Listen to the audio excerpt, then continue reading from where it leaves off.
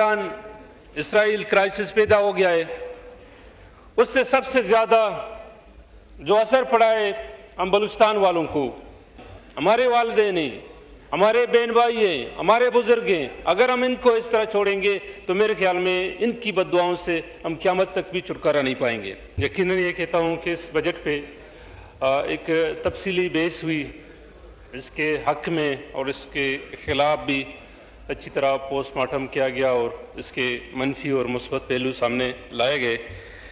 लेकिन जनाब वाला मैं समझता हूँ कि इस बजट 25 और 26 की बजट में जो राय सामने आए मोस्टली उनमें यही था कि जो टैक्सेस बजट में लाए गए उनकी हुकूमती बेंचेस से और अपोजिशन बेंचेस से दोनों से इसके खिलाफ राय आई कि इनको नहीं होना चाहिए। तो यकीनन मैं भी यही चाहता हूँ, मेरा पार्टी का भी यही मौक़िफ़ है कि जो बेजा टैक्स हैं जो दूसरों के कहने पे या IMF या वर्ल्ड बैंक के कहने पर हम अपने अवाम पर क्यों इतने सारे बोझ डालते हैं जो ऑलरेडी पहले से मुख्तलिफ टैक्सेस पे कर रहे हैं हुकूमत वक्त को या हुकूमत पाकिस्तान को। मैं भी चाहता हूँ कि उन टैक्सेस, मेरा गुजारिश है हुकूमत से कि उन टैक्सेस की जो निशानदेही की गई उनको बजट से उनको रिमूव किया जाए, उनको ख़त्म किया जाए और साथ साथ हमारा ये मुतालबा भी है कि इस पर मज़ीद टैक्स न लगाए जाए। दूसरी बात मुझे जो सबसे ज़्यादा तशवीश है वो मुलाजमीन के हवाले से कि मुलाजमीन को हर वक्त हरासा किया जाता है मुख्तलिफ अदवार में मुख्तलिफ हुकूमतों की तरफ से, और इस मुल्क को जो सबसे ज़्यादा टैक्स देते हैं वो भी एम्प्लॉइज़ हैं, मुलाजमीन हैं जो सबसे ज़्यादा टैक्स देते हैं। और ख़ास कर जो पेंशनर है वो बेचारे इस उम्र में भी मैं देखता हूँ कि कहीं कहीं व्हील चेयर्स पे, कहीं कहीं उनके बैसाखियों पे आकर अपना पेंशन वसूल करते हैं, लेकिन उनकी भी पेंशन की जो मुस्तकबिल है उसको ख़त्म किया गया और उनको एक ऐसी जगह पे, ऐसे चौराहे पे छोड़ दिया जा रहा है कि मैं नहीं समझता हूँ कि ये गवर्नमेंट के लिए ये अमल मुनासिब है। मैं गुजारिश करता हूँ कि इस अमल को कम से कम रोका जाए। ये किसी के वालिदैन हैं, हमारे वालिदैन हैं, हमारे बहन भाई हैं, हमारे बुजुर्ग हैं। अगर हम इनको इस तरह छोड़ेंगे तो मेरे ख्याल में इनकी बद्दुआओं से हम क़यामत तक भी छुटकारा नहीं पाएंगे। तो जनाब स्पीकर, इनके साथ साथ अगर देखा जाए इस बजट में जो फिगर दिए गए कि जी हमारे इतने खसारे हैं और इसके साथ साथ रेवेन्यू का भी टारगेट वो कहते हैं कि बढ़ गया है, इसमें 900 अरब रुपए का इजाफा हो गया है। तो भला ये पैसे कहाँ जाते हैं, कैसे खर्च होते हैं, कहाँ पे खर्च होते हैं, तो फिर ये टैक्सेस क्यों लगाए जाते हैं? तो जनाब वाला अगर खसारे देखे जाएं तो भी इंसान को या आम आदमी को यह ताज्जुब होता है कि इस वक्त सिर्फ और सिर्फ पावर सेक्टर में 2400 अरब रुपए का खसारा जाहिर किया गया है और इस तरह पास्को के लिए भी 900 अरब रुपए का खसारा जाहिर किया गया है। PIA जो मैं समझता हूं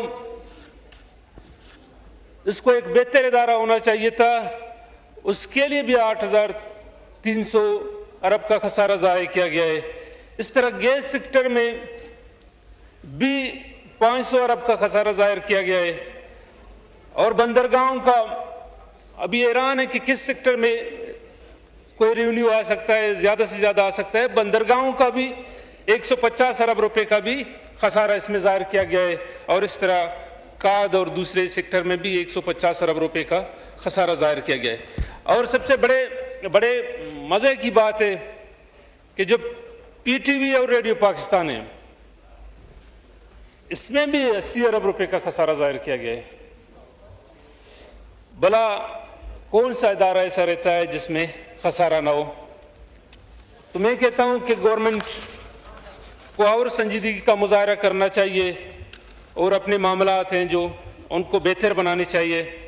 तो इसके साथ साथ सर मैं आपकी तवज्जो आला ताज़रा पर दिलाना चाहता हूँ कि हाल ही में सर जो ईरान इसराइल क्राइसिस पैदा हो गया है, उससे सबसे ज़्यादा जो असर पड़ा है हम बलूचिस्तान वालों को, ख़ासकर जो हमारे 3 डिवीज़न है बलूचिस्तान के, मकरान डिवीज़न है, रक्षान डिवीज़न और कलात डिवीज़न, इसमें लाखों लोगों का रोज़गार मुतासर हुआ है और लाखों लोग इस वक्त मैं कहता हूँ बहुत परेशानी की आलम में, इस तरफ भी और उस तरफ भी यही सूरत हाल है। होना तो यह चाहिए था कि यहाँ पे हुकूमत की तरफ से ईरान को साथ देने का वादा किया गया, उसका बाजू बनने का ऐलान किया ख्वाजा साहब ने, और उसके ऐलान के साथ ही तमाम बॉर्डर्स को बंद कर दिया गया।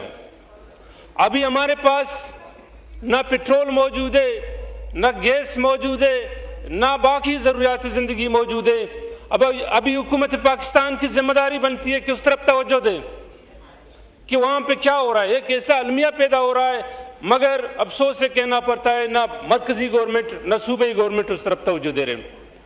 मैं गुजारिश करता हूँ PM साहब से कि वो इस तरफ तवज्जो दें और ये जो फैसला हुआ है बॉर्डर को बंद करने का, इसको वापस लिया जाए और बॉर्डर को ओपन किया जाए। इसके साथ साथ मैं सर एक और गुजारिश भी करना चाहता हूँ कि जो हुकूमत वक्त है सर, ख़ासकर मैं PM साहब की तरफ मेरा तवज्जो या मेरा गुजारिश है कि PM साहब किसी भी मसले पे अगर कोई डायरेक्टिव इशू करते हैं तो उसके जो नीचे डिपार्टमेंट्स हैं उस डायरेक्टिव को उस तरह मैच्योर नहीं करते, उसको ऑन नहीं करते, वो लेंथी प्रोसेस इस्तेमाल करते हैं और डायरेक्टिव वक्त पर मैच्योर नहीं होता है। मैं समझता हूँ ये एक बहुत बड़ा नुकसान है और फेलियर वाली बात है। तो तवज्जो देने के लिए मैंने ये अर्ज़ किया।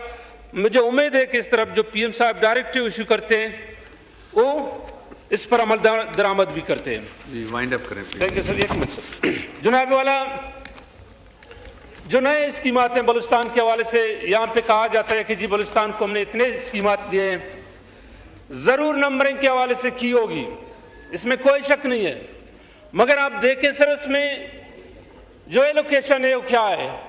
एक स्कीम के लिए सिर्फ 50 लाख का एलोकेशन रखा गया है, तो ये ताज्जुब है वो स्कीम कैसे मैच्योर होगी, कहाँ पे उस पे काम शुरू होगा और कहाँ ख़त्म होगा। तो मैं गुजारिश करता हूँ सर आपसे कि बलूचिस्तान पर सीरियस तवज्जो देनी चाहिए।